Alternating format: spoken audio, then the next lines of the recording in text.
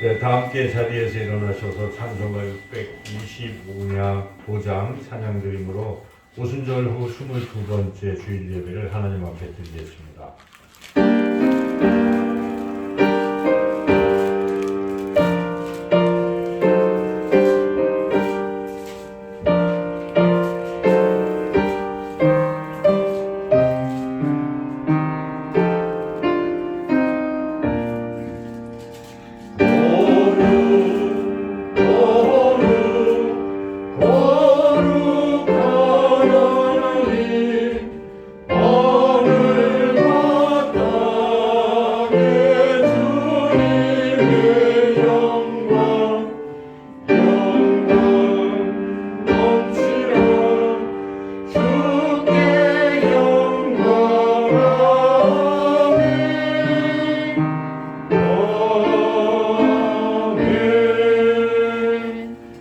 여호와의 이름을 찬양할지어다. 그의 이름이 홀로 높으시며 그의 영광이 땅과 하늘 위에 뛰어나심이로다. 그가 그의 백성의 뿔을 높이셨으니 그는 모든 성도 곧 그를 가까이 하는 백성 이스라엘 자손의 찬양을 받으실이로다. 할렐루야. 아멘.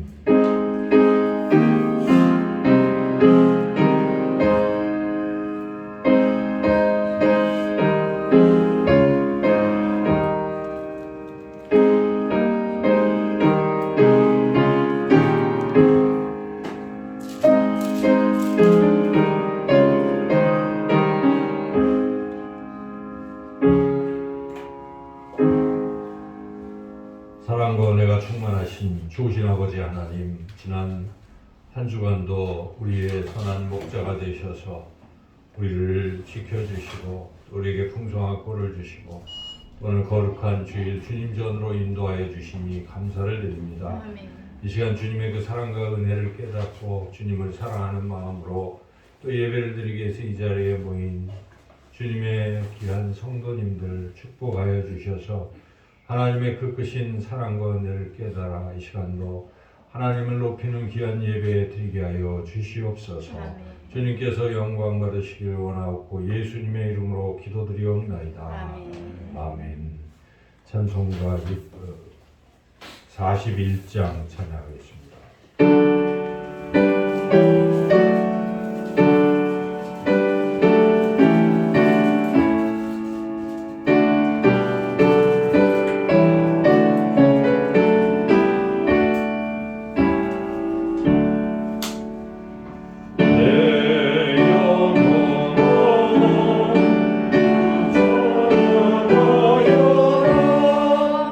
온 끝까지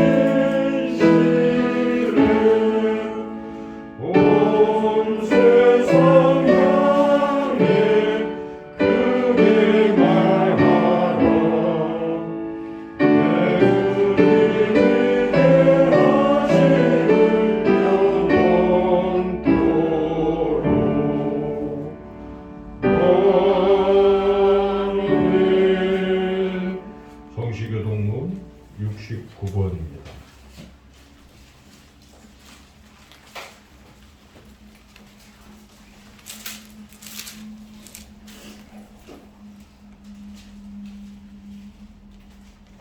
외치는 자의 소리여 이르되 너희는 광야에서 여호와의 길을 예비하라. 사막에서 68점. 죄송합니다. 너희는 눈을 높이 들어 누가 이 모든 것을 창조하였나 보라. 주께서는 수요대로 만상을 이끌어내시고 그들의 모든 이름을 부르시나니 그의 권세가 크고 그의 능력이 강함으로 하나도 빠짐이 없느니라. 야곱아 어찌하여 네가 말하며 이스라엘아 네가 이르기를 내 길은 여호와께 숨겨졌으며 내 송사는 내 하나님에게서 벗어난다 하느냐. 너는 알지 못하였느냐 듣지 못하였느냐 영원하신 하나님 여호와 땅끝까지 창조하신 이는 피곤하지 않으시며 곤비하지 않으시며 명철이 한이 없으시며 피곤한 자에게는 능력을 주시며 무능한 자에게는 힘을 더하시니 생명이라도 피곤하며 곤비하며 장정이라도 넘어지며 쓰러지되 오직 여호와를 앙망하는 자는 새 힘을 얻으리니 독수리가 날개치며 올라가는 것이요 다른 갑질하여도 곤비하지 아니하겠고 걸어가도 피곤하지 아니하리로다. 아멘. 한 주간 우리의 삶을 돌이켜보며 우리가 지은 죄와 허물을 하나님 앞에 고백하는 기도를 주보에 있는 기도문으로 함께 드리겠습니다. 너희는 옷을 찢지 말고 마음을 찢으라고 말씀하신 하나님, 저희들이 그동안 지은 죄를 생각하며 눈물로 통회하며 지극히 겸손한 마음으로 회개합니다. 저희들은 하나님을 믿는다 말하면서도 성령님의 음성을 거역하며 살았습니다. 주님만을 의뢰한다고 입으로 고백하면서도 믿음의 표현인 기도를 생활로 옮기지 못했습니다. 내일 죽을 터이니 오늘 먹고 마시자는 생각에 사로잡혀 방탕함으로 시간과 물질과 재능을 허비하였습니다. 눈에 보이는 형제를 사랑하지 못하면서 눈에 보이지 않는 하나님을 사랑한다며 험한 말을 하기도 했습니다. 바다가 끊임없이 거품을 내듯이 저희들의 마음과 언어와 행동에서도 끊임없는 죄악이 흘러나왔습니다. 자비로우신 주님, 참 마음으로 회개하오니 우리의 완악한 마음에 할례를 베풀어 주셔서 이제부터는 온유함과 겸손함으로 하나님을 섬기게 하여 주옵소서. 예수님의 이름으로 이 고백의 기도를 드립니다. 아멘. 계속해서 하나님과 나만이 아는 죄도 고백하겠습니다.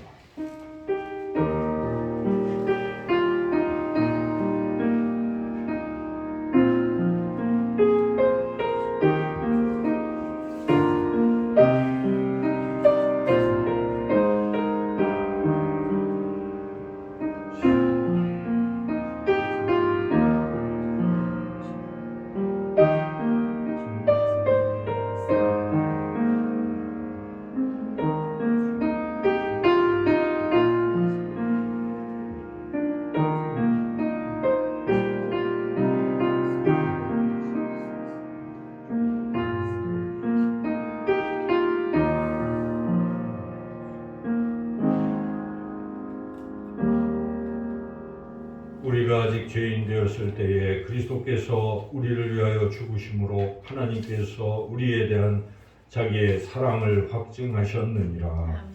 아멘. 263장 찬양하겠습니다.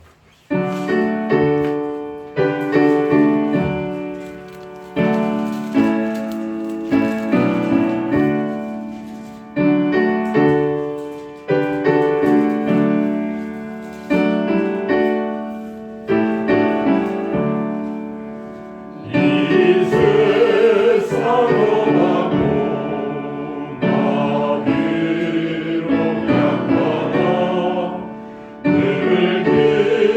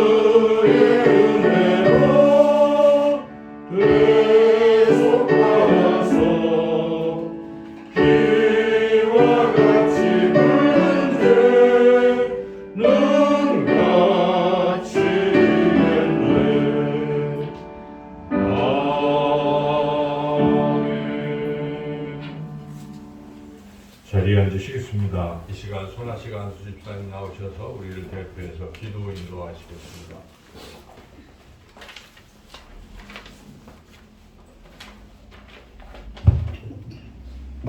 함께 기도하시겠습니다.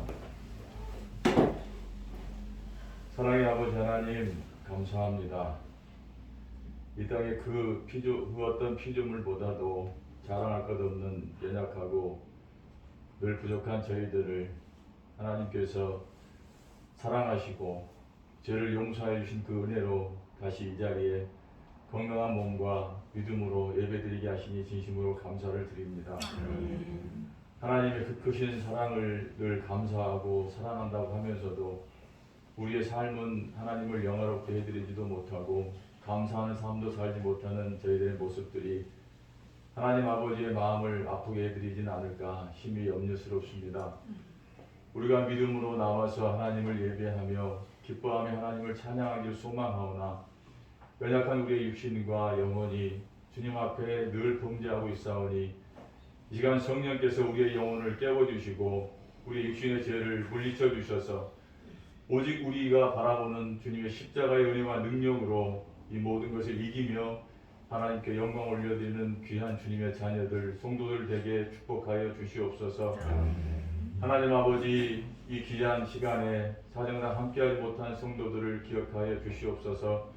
또한 아버지 하나님, 우리가 한 영혼을 전도하기 위하여 얼마나 수고하고 있으며 하나님 앞에 기도하지만 한 영혼이 주께로 돌아오는 것이 얼마나 어렵고 힘든 일입니까? 그럼에도 아버지 하나님, 주님의 부르심을 받고 구원받은 영혼들이 주님을 예배하는 자리를 떠나 세상 가운데 있을 때에 하나님 아버지의 아파하시는 마음을 우리가 깨닫게 하여 주시옵소서. 우리가 잃어버린 양, 아버지 하나님을 외면하는 양들을 위하여 기도하게 하여 주시옵소서. 아파하시는 주님의 마음을 우리가 함께 나눌 수 있게 하여 주시옵시고 우리가 그 영혼들을 진정으로 사랑하는 마음으로 주께로 돌아오도록 기도하는 한 공동체의 성도들이 될 수 있도록 주여 지켜주시기를 간절히 바라고 원하옵나이다. 주의 이름으로 예배드리는 이 자리에 우리의 욕심과 우리의 아버지 생각이 존재하지 않게 해 주시옵시고 오직 하나님께서 우리를 향하여 바라시는 하나님의 마음을 느낄 수 있는 이 시간 되게 하여 주시옵소서. 귀한 목사님을 통해서 주신 말씀이 우리의 영혼 가운데 심겨지게 하여 주시옵시고 그 말씀대로 순종하며 살아가는 우리의 믿음의 성도들이 되게 하여 주시옵소서. 아버지 하나님, 우리가 이 땅 가운데 살아가는 동안 과연 얼마나 많은 주의 일을 할 수 있겠습니까? 우리가 얼마나 연약합니까? 우리가 얼마나 부족합니까? 우리가 얼마나 더럽고 추악한 죄인입니까? 아버지 하나님, 우리가 회개하게 하여 주시옵시고 오직 주의 십자가의 보혈의 공로를 기억하게 하시고 우리가 그 귀하신 주님의 은혜로 우리가 다시 살아났으니 하나님을 위하여, 하나님 나라를 위하여, 이 교회를 위하여, 내 이웃과 아버지 내 이웃을 위하여 살아가는 우리 성도들 되게 하여 주시옵소서. 우리 눈에 보이는 이 작은 교회가 몇 안 되는 성도들의 모습을 보이지 않게 하시고 아버지 하나님, 이 교회를 통하여 역사하실 하나님의 뜻을, 하나님 역사를 기대하며 살아가는 우리 성도들 되게 하여 주시옵소서. 하나님 아버지, 우리가 이 교회 안에서 한 꿈을 꾸게 하여 주시옵시고 하나님의 한 음성을 듣게 하여 주셔서 하나님이 기대하시는 곳으로 달려가는 우리 모두가 되게 하여 주시옵소서. 이 교회를 통하여서 하나님을 영화롭게 해드릴 수 있는 성도들을 되게 하여 주시옵시고 우리가 드리는 모든 기도의 소원이 주님께서 바라시는 기도의 제목들이 되게 하여 주시옵소서. 우리의 몸과 마음과 영혼이 주님을 떠나지 않게 하여 주시옵시고 오직 주님만을 영화롭게 해드리기 위하여 최선을 다하며 살아가는 장차 주님 앞에 섰을 때에 아쉬움과 부끄러움이 없는 성도들 될 수 있도록 우리를 축복하여 주시옵소서. 하나님 아버지, 장차 이루실 하나님의 뜻을 바라보며 하나님의 영광을 바라보며 예배하는 성도들 되게 하여 주시옵시고 애써 수고하시는 목사님 영육간의 강건함을 주시고 성령 충만함으로 지켜주시기를 기도합니다.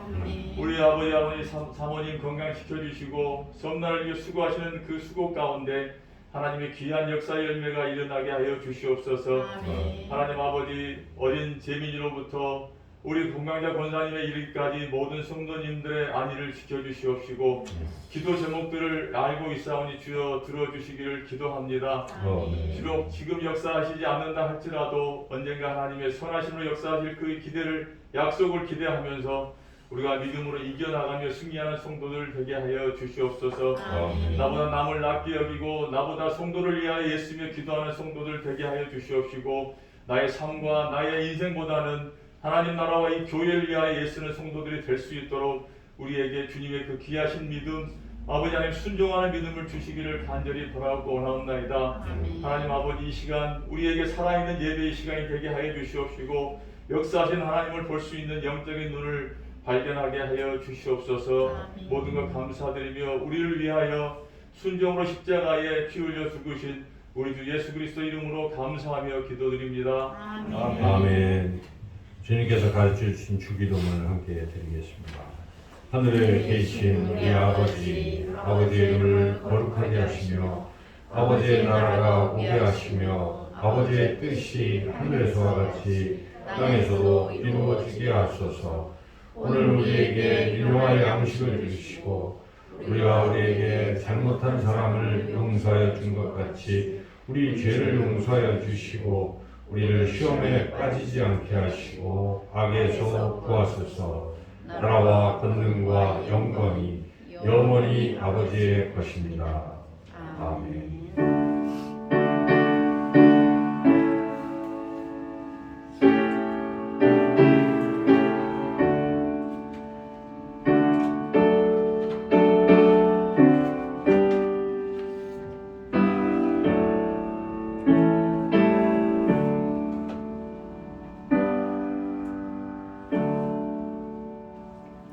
이 시간 하나님께서 우리에게 주시는 말씀 구약성경 욥기서 말씀입니다. 욥기서 42장 1절부터 17절까지 말씀입니다.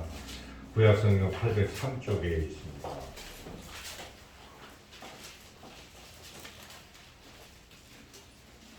욥기서 42장 말씀입니다. 1절부터 끝까지 17절까지 말씀입니다. 제가 하나님 말씀을 봉독하겠습니다. 욥이 여호와께 대답하여 이르되 주께서는 못하실 일이 없사오며 무슨 계획이든지 못 이루실 것이 없는 줄 아오니 무지한 말로 이치를 갈리는 자가 누구니까? 나는 깨닫지도 못한 일을 말하였고 스스로 알 수도 없고 헤아리기도 어려운 일을 말하였나이다. 내가 말하겠사오니 주는 들으시고 내가 주께 묻겠사오니 주여 내게 알게 하옵소서. 내가 주께 대하여 귀로 듣기만 하였사오나 이제는 눈으로 주를 배움나이다. 그러므로 내가 스스로 거두어드리고 티끌과 제 가운데에서 회개하나이다. 여호와께서 욥에게 이 말씀을 하신 후에 여호와께서 대만 사람 엘리바스에게 이르시되 내가 너와 네 두 친구에게 노하나니 이는 너희가 나를 가리켜 말한 것이 내 종 욥의 말같이 옳지 못함이니라. 그런즉 너희는 수소 7과 순양 7을 가지고 내 종 욥에게 가서 너희를 위하여 번제를 드리라. 내 종 욥이 너희를 위하여 기도할 것인즉 내가 그를 기쁘게 받으리니 너희가 우매한 만큼 너희에게 갚지 아니하리라. 이는 너희가 나를 가리켜 말한 것이 내 종 욥의 말같이 옳지 못함이라. 이에 대만 사람 엘리바스와 수아 사람 빌닷과 나아마 사람 소갈이 가서 여호와께서 자기들에게 명령하신 대로 행하니라. 여호와께서 욥을 기쁘게 받으셨더라. 욥이 그의 친구들을 위하여 기도할 때 여호와께서 욥의 군경을 돌이키시고 여호와께서 욥에게 이전 모든 소유보다 갑절이나 주신지라.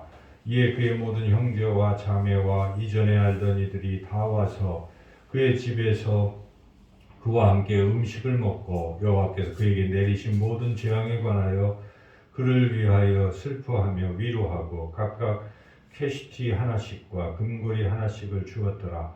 여호와께서 욥의 말년에 욥에게 처음보다 더 큰 복을 주시니 그가 양 14,000과 낙타 6,000과 소 1,000겨리와 암나귀 1,000을 두었고 또 아들 7과 딸 3을 두었으며 그가 첫째 딸은 여미마라 이름하였고 둘째 딸은 구시아라 이름하였고 셋째 딸은 게렌함북이라 이름하였으니 모든 땅에서 욥의 딸들처럼 아리따운 여자가 없었더라. 그들의 아버지가 그들에게 그들의 오라비들처럼 기업을 주었더라. 그 후에 욥이 140년을 살며 아들과 손자 4대를 보았고 욥이 늙어 나이가 차서 죽었더라. 아멘. 기도하겠습니다. 하나님, 이 시간도 하나님의 말씀을 듣기를 원합니다. 주의 성령께서 부족한 자의 입술을 정결케 하시고 성령의 감동으로 하나님의 말씀만 바르게 잘 전할 수 있게 해주시옵고 우리 모두의 심령을 활짝 열어주셔서 하나님의 말씀을 잘 듣고 깨달아 그 말씀을 가슴에 새기고 그 말씀대로 살아가 하나님의 놀라운 사랑과 은혜를 경험할 수 있게 하여 주시기를 원하고 예수님의 이름으로 기도드리옵나이다. 아멘. 어느 대학 교수가 학생들에게 물었습니다. 남편은 알코올 중독으로 집에 있는 가구를 다 내다 팔아서 술을 마시고 술 마실 돈이 없으면 아내를 심하게 구타합니다. 거기다가 아내는 폐결핵에 걸려서 자신의 몸 하나 가누기가 힘들 정도입니다. 그런데 그 아내가 임신을 했습니다. 여러분에게 묻겠는데 그 임신한 태아를 어떻게 해야 좋을까요? 이렇게 교수가 물어보자 한 학생이 즉각적으로 손을 들고 바로 그 아이는 낙태시키는 것이 차라리 낫겠습니다. 이렇게 답변을 할 때 교수가 말합니다. 자네는 지금 방금 베토벤을 죽였네. 베토벤이 그렇게 태어난 것입니다. 그래서 베토벤이 어릴 때 그 어머니가 결국은 폐결핵으로 돌아가시고 11살 때부터는 그냥 국악 연주를 한 거예요. 먹고 살기 위해서. 재능은 탁월했기 때문에. 그리고 여러분들이 아시는 것처럼 베토벤은 27살 때 기 청력이 약해지고 결국 청력을 상실했습니다. 그래서 그때까지 베토벤은 피아노를 연주했었는데 들을 수 없으니까 피아노를 연주할 수 없게 되자 이제 작곡을 하기 시작한 것입니다. 근데 작곡을 해도 또 들어야 되고 또 해야 되는데 들을 수가 없으니까 친구 메트로놈이라는 친구가 있었어요. 그래서 메트로놈이 박자를 이렇게 보여준 거예요. 찰칵. 그래서 눈으로 보면서 이렇게 박자를 이제 알고 그 다음에 이게 멜로디나 이런 걸 또 들어야 되니까 들을 수가 없으니까 이 피아노의 현에다가 막대기를 연결해서 그 입에다 물고 또 손으로 만지면서 어떤 이 진동을 통해서 이 또 멜로디를 이제 알면서 작곡을 한 것입니다. 그래서 우리가 아는 유명한 그러한 교향곡들을 작곡해 낸 것이죠. 베토벤의 인생을 우리가 생각해 보면 참 고난의 세월이죠. 그러한 고난과 역경의 세월을 베토벤은 굴하지 않고 그걸 이겨낸 것이죠. 눈으로 보이지 아니하면 귀로, 입으로, 손으로 느끼면서 자기의 운명을, 고난을 잘 고난의 터널을 통과한 것입니다. 이처럼 이 세상에는 그런 사람들이 많이 있습니다. 힘들고 어려운 가운데에 고난을 뚫고 이겨내는 사람들이 있다는 것입니다. 오늘 우리가 읽었던 이 본문 욥기의 마지막 장인데 1장부터 여기 쭉 읽어보시면 이게 42장이고 41장까지 읽어보면 욥도 그야말로 고난의 연속이었습니다.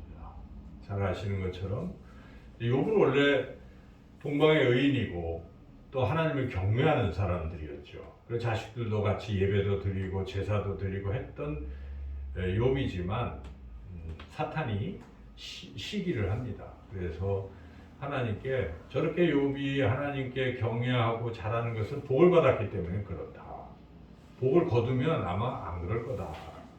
그래서 하나님께 시험을 좀 하자고 했을 때 하나님이 허락하셨죠. 다 하나님의 전체적인 뜻 가운데 있는 것이죠. 그래서 그 허락했을 때 그런 고난이 실제로 욥에게 닥쳤습니다. 가진 재산 다 빼앗기고 자녀들 다 잃고 자기의 몸도 막 종기가 생기고 가렵고 고통 속에 있었죠. 그런데 욥은 처음에는 1장 2장에 보면은 주신 자도 여호와요 또 취하신 자도 여호와니 하고 하나님의 주권을 인정했습니다. 내가 알몸으로 왔으니까 또 알몸으로 가는 게 당연하다 하면서 하나님을 경외했습니다. 그러나 욥도 시간이 지나니까 이게 바뀌는 겁니다. 한 3장쯤 읽어보면 시간이 지나니까 욥이 야, 내가 왜 계속 살고 있는가? 하나님 차라리 저를 죽여주십시오. 제 생명을 걷어가 주십시오. 이렇게 하나님께 탄원하기 시작합니다. 그때 제 친구들이 와서 또 위로해 주려고 왔다가 욥이 하는 그런 말을 들으니까 또 화가 나는 거죠. 아니 하나님이 더 이렇게 해야 되는데 하는 생각이 들면서 욥을 정죄하기 시작합니다. 네가 그렇게 벌을 받고 하는 것은 또 잘못했기 때문에 그렇다. 인과 응보의 논리로 계속 얘기를 하니까 욥은 답답한 거죠. 욥이 잘못한 건 없어요. 사실은 그냥 마귀가 그렇게 했기 때문에 고난이 온 것입니다. 욥은 항변을 하는 거죠. 나는 무지한데 너희들이 참 알지도 못하면서 자꾸 얘기한다 하고 이제 욥은 화도 내고 막 하는 거죠. 그러다가 어느덧 이제 하나님께도 원망하는 겁니다. 하나님 왜 저에게 이런 고난을 주십니까 하고 이제 원망으로 바뀌기도 하고. 근데 그러면서도 욥은 하나님을 놓치지 않았습니다. 그러다가 다시 그래도 하나님이 나를 사랑하시지 하는 마음에 23장 10절에 보면 뭐라고 나옵니까? 그가 나의 가는 길을 다 아시나니 나를 단련하신 후에는 정금같이 될 것이다.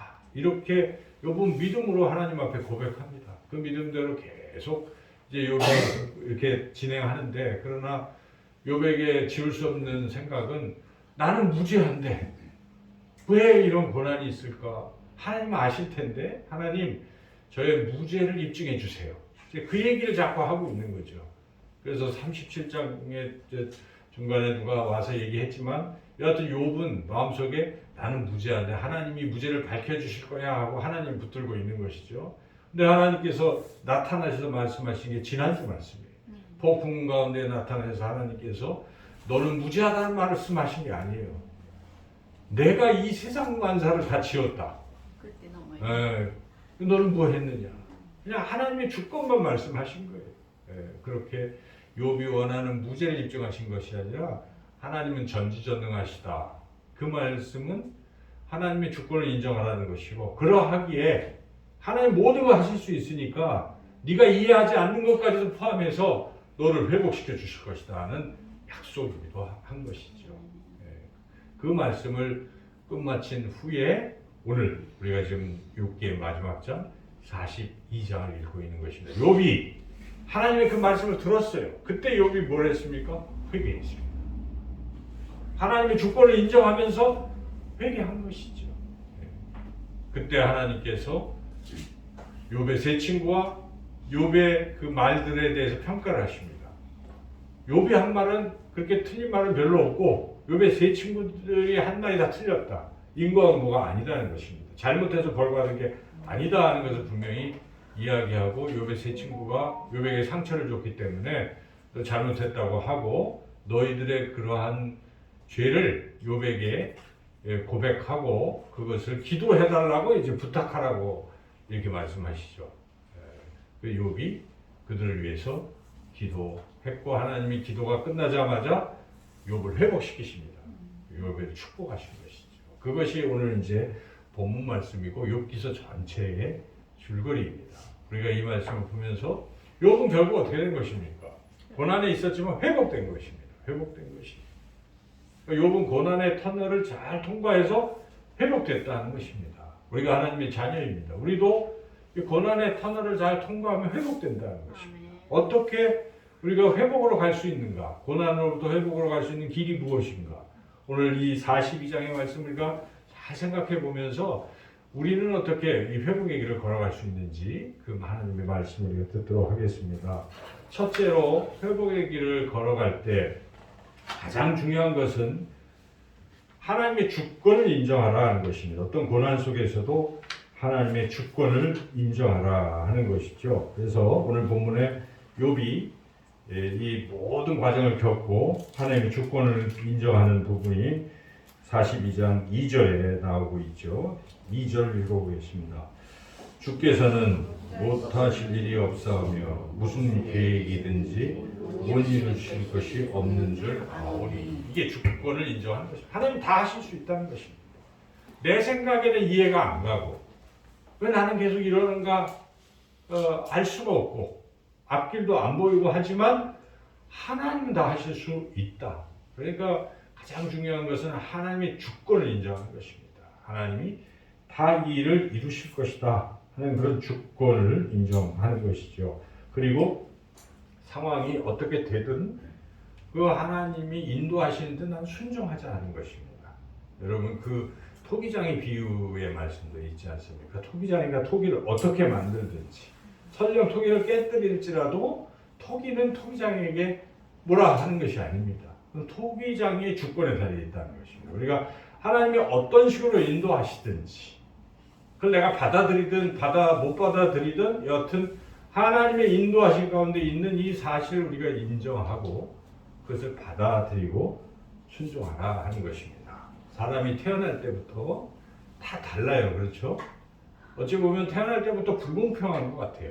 우리 인간의 생각으로 어떤 사람은 부잣집에서 태어나고 어떤 사람은 정말 가난한 베토벤처럼 그런 집안에 태어나기도 하고 어떤 사람은 참 외모가 출중해서 누가 봐도 아름답고 어떤 사람은 봐도 그렇게 아름답지 못하고 어떤 사람은 태어날 때도 막 건강한데 어떤 사람은 골골하고 이렇게 사람들은 다 다양하게 다르게 태어난다는 것입니다. 그럴 때 왜 나는 이런 데서 태어났고 나는 왜 이런 환경 속에 있는가라고 탓하고 원망할 수 있어요. 불평할 수가 있는데 그것은 세상 사람들의 그냥 그런 수준인 것이죠. 우리가 하나님을 믿는 사람 입장에서는 어떻게 생각해야 되겠습니까? 이것도 다 하나님의 주권하에 있다. 이 인정하라는 것입니다. 성경에 보면 달란트 비유가 나오지 않습니까? 1달란트도 있고 2달란트도 있고 5달란트도 있는 것이에요. 1달란트를 받을 수도 있는 것입니다. 이것은 하나님의 영역이라는 것입니다. 우리가 바꿀 수 없는 이런 어떤 환경의 부분은 우리가 하나님의 주권으로 인정하고 받아들이라는 것입니다. 그리고 해야 할 일이 무엇입니까? 하나님이 원하시는 것은 2달란트와 5달란트 비교해보면 알 수가 있어요. 똑같아요. 하나님께서는 2달란트 받은 사람이 2달란트를 남긴 것이나 5달란트 받은 사람이 5달란트를 남긴 것이나 똑같이 취급하셨다는 것입니다. 1달란트 받은 사람이 1달란트를 더 남겨도 똑같이 취급하셨을 것입니다. 그런데 1달란트 받은 사람은 어떻게 했습니까? 왜 나만 1달란트인가? 기분 나빠서 그 아이 그냥 썩혀준 것입니다. 그리고 주인이 돌아오니까 그냥 확 던지듯이 왜 당신 거니까 가져가시오. 나는 상관없어. 이런 태도를 보였을 때 하나님께서 그에게 뭐라고 하셨습니까? 악하고 게으른 종아. 야, 저 1달란트 뺏어서 다른 사람에게 주어라. 그리고 그는 슬피 울며 이를 갈고 하나님 나라에 들어갈 수 없다라고 예수님 비유의 말씀을 주신 거죠. 그 얘기가 무엇입니까?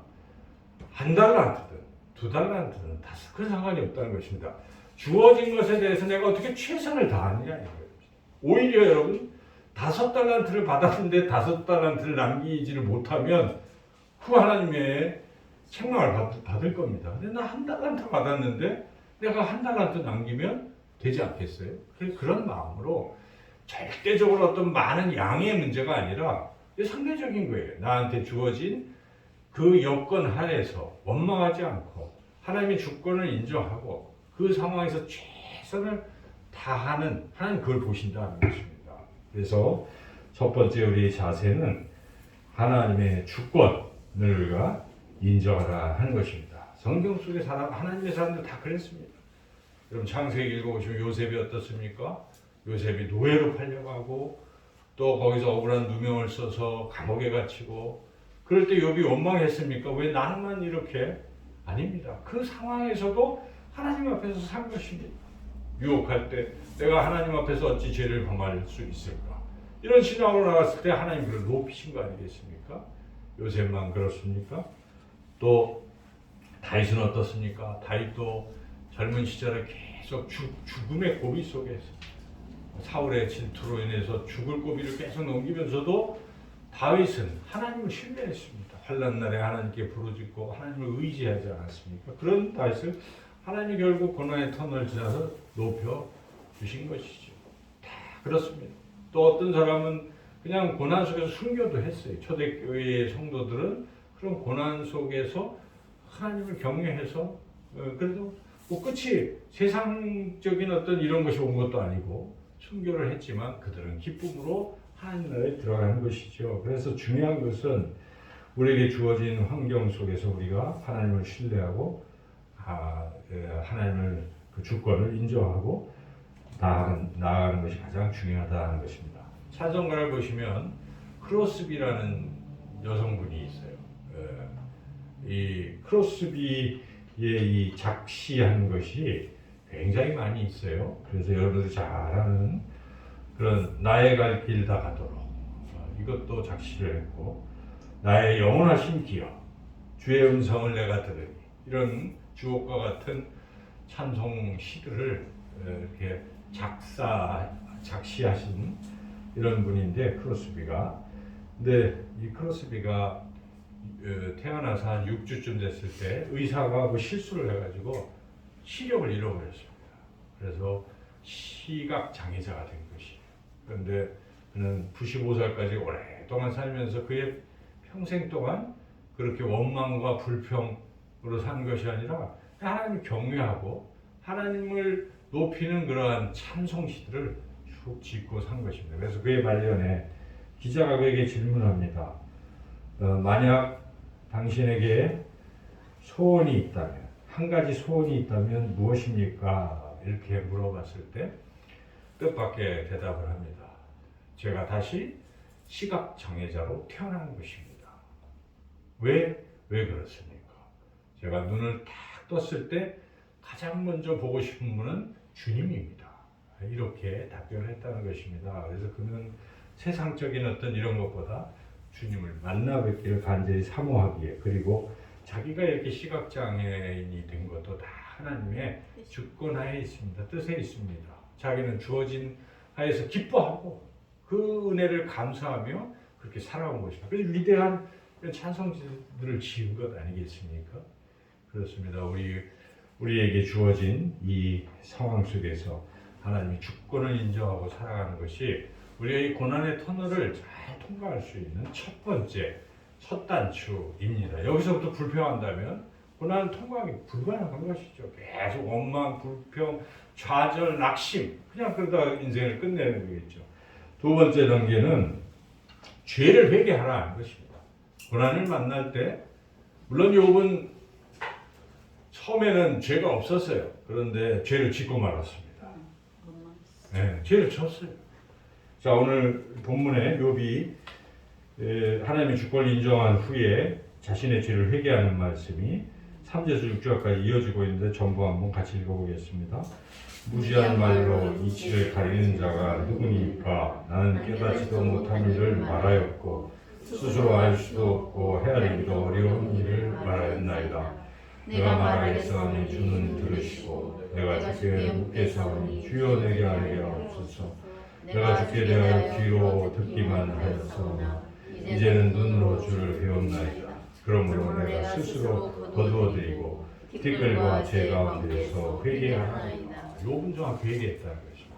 욥이 잘못한 것은 원래 잘못한 게 아니었고 이런 고난 속에서 말한 것이 잘못했다는 것입니다. 함부로 말했다는 것입니다. 하나님의 주권을 인정하고 주신 자도 여호와여 취하신 자도 여호와여 알몸으로 왔으니 알몸으로 가겠다. 그 말을 그 기조를 계속 이어가지를 못하고 조금 있으니까 생일을 난 것을 저주하고 계속 이렇게 했던 뒷부분에 이 잘못을 지금 회개하고 있는 것이죠. 그래서 욥은 두 번째로 한 것이 하나님의 주권을 인정한 후에 자기 잘못을 회개했다는 것. 이게 참 신앙의 중요한 요소입니다.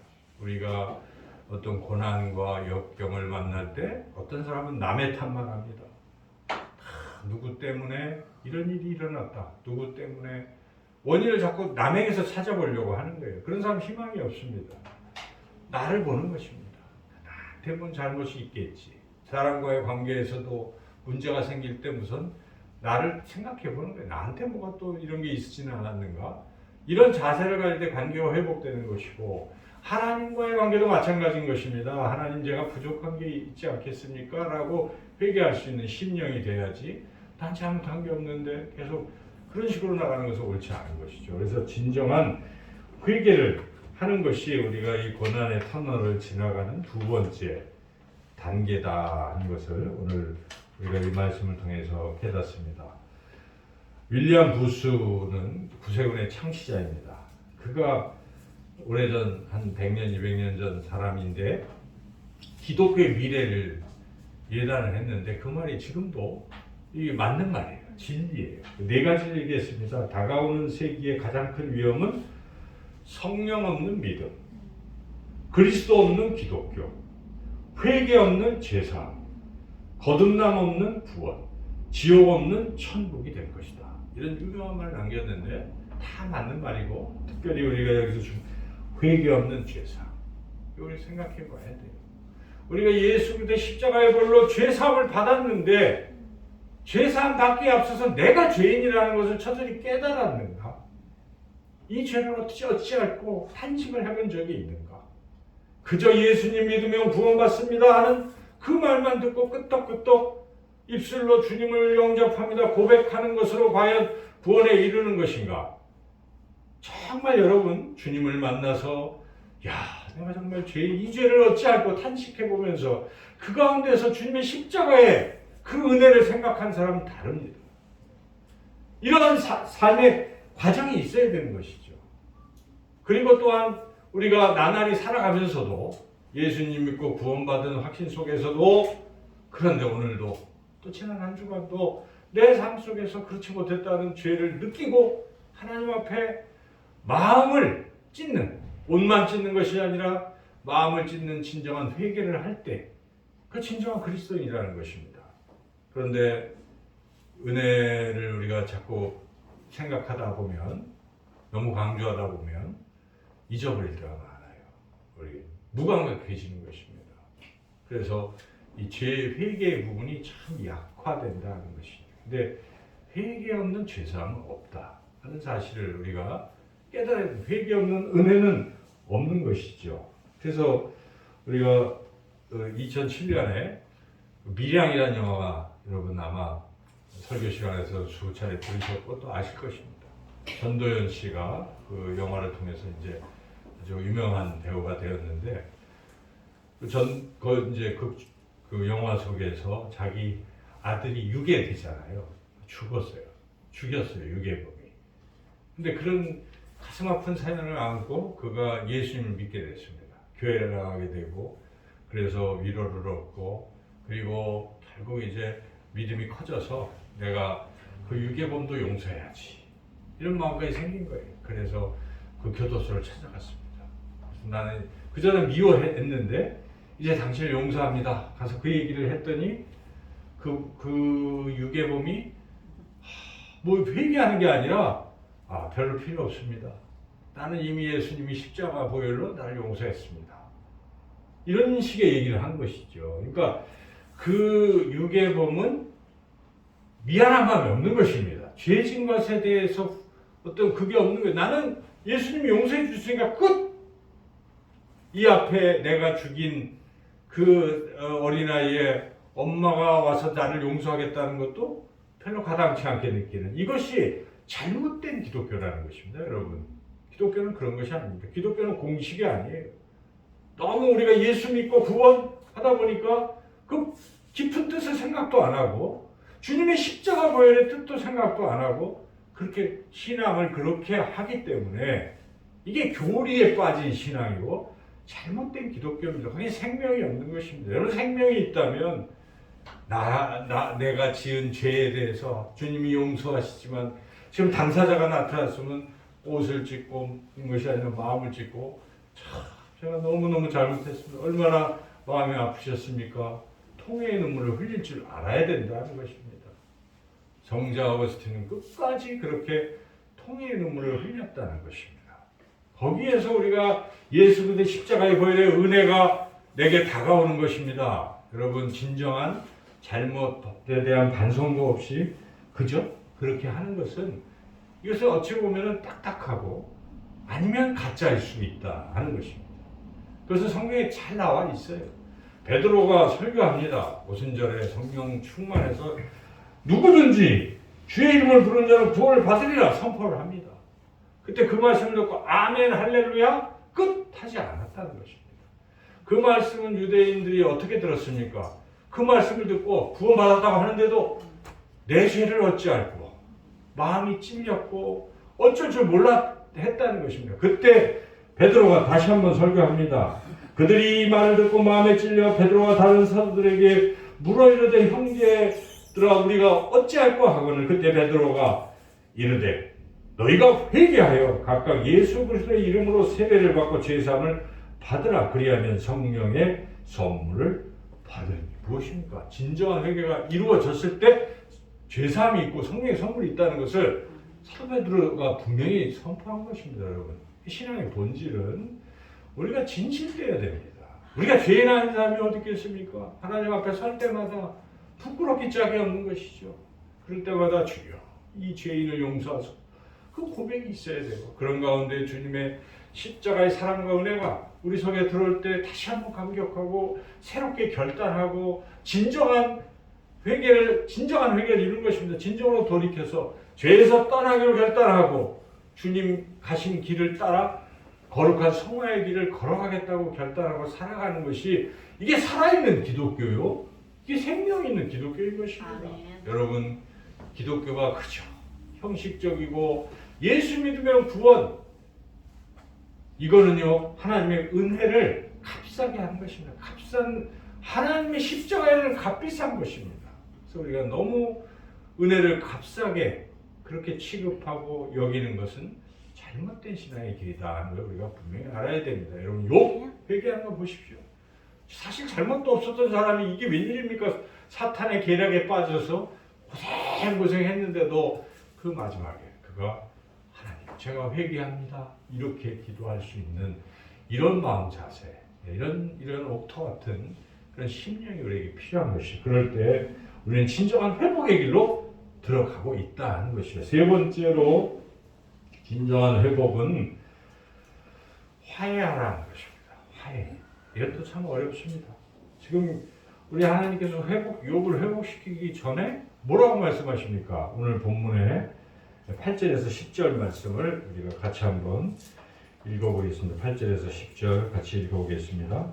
그런즉 너희는 수소 7과 순양 7을 가지고 내 종 욥에게 가서 너희를 위하여 번제를 드리라. 내 종 욥이 너희를 위하여 기도할 것인즉 내가 그를 기쁘게 받으리니 너희가 우매한 만큼 너희에게 갚지 아니하리라. 이는 너희가 나를 가리켜 말한 것이 내 종 욥의 말같이 옳지 못함이라. 이에 대만 사람 엘리바스와 수아 사람 빌닷과 라마 사람 소발이 가서 여호와께서 자기들에게 명령하신 대로 행하니라. 여호와께서 욥을 기쁘게 받으셨더라.